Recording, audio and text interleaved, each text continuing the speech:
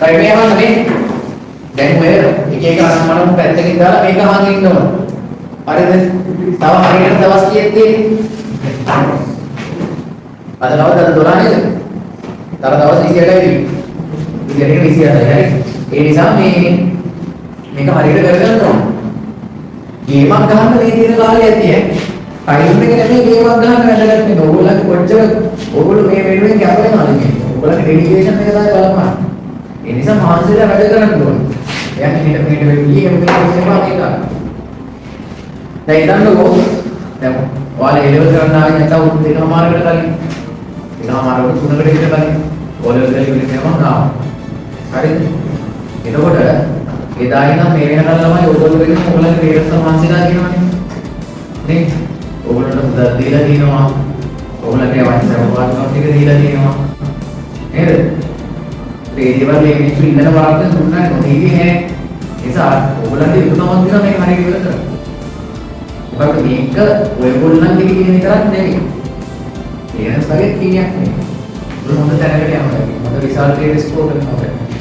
ඒ නිසා මේක යා සුමටව සුදුම හිතන්න යන්නේ. හරි. මේක කරගත්තොත් තමයි ඒක මාරයි. ඔයගොල්ලන්ට තේරෙයි ඔයගොල්ලෝ කරගත්තට පස්සේ. හරි. මේ A level result එකේ එනම් මොකද තියෙන්නේ? A level result එකේ එන්න තප්පරයකට කලින් මනුස්සයනගේ A level result එක ආවට පස්සේ සියලු දේවල් වෙනස් වෙනවා.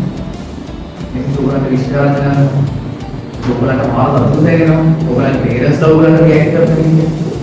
මේ දේවල් එක්ක ඔයගොල්ලන්ගේ සෑහෙන දේවල් ටිකක් වෙනස් වෙනවා. මේ මොකද වෙනකම් මේක අල්ලගෙන ඉන්නවා. වැඩි තියෙන්නේ අල්ලගෙන ඉන්නේ. බහුතරයකට දෙවිත් ඒක. ආදිශේ බහුතරයකට ඒ දේවල් කරන කට්ටියකට මේක අල්ලගෙන ඉන්න බෑ. මම ඔයගොල්ලන්ට ගියසදී කිව්වද මේ ටෙස්ට් එකක් වගේ කතාවක්. සෙල්ලම් කරන්න තියෙන්නේ ලෝක කරන්න. ඒ නිසා ඒකට මහන්සිලා වැඩේ කරනවා. මමින් අදැරලා යන්න එපා. මේ මොහොතේ මේක ඔයගොල්ලෝ කවුරු හරි කෙනෙක් මෙතන අදැරලා ඉන්නවා නම් දැන් ඇති. මේ විදිහට වැඩේ පටන් ගන්න. හොඳ රිසල්ට් එකකට යන්න පුළුවන්. හරි. අංක එක තමන් වෙනුවෙන් ඔයගොල්ලෝ මේ වැඩේ කරන්නේ. අංක දෙක තමන්ගේ වටපිටාවේ ඉන්න පිරිසට මේ දේවල් කරන්න පුළුවන්. ඔයගොල්ලන්ගේ දෙමාපිය වෙන්න පුළුවන්. ඔයගොල්ලන්ගේ සහෝදර වෙන්න පුළුවන්. ඔයගොල්ලන්ගේ අපි වගේ ගුරුවරු වෙන්න පුළුවන්. ඒ නිසා මේක විහිළුවකට ගන්න තියාගන්න එපා. මේක එකමාර කියන්නේ අඩු මට්ටමකින් හිතන්න යන්න එපා ඒ වල දෙන්නේ. මේක අවතක්සේරුකෝ අධිතක්සේරුකෝ දෙයක් නෙපා. නිසිතක්සේරුකෝ කියන්නේ ඒ වල දෙන්නේ. හරිද?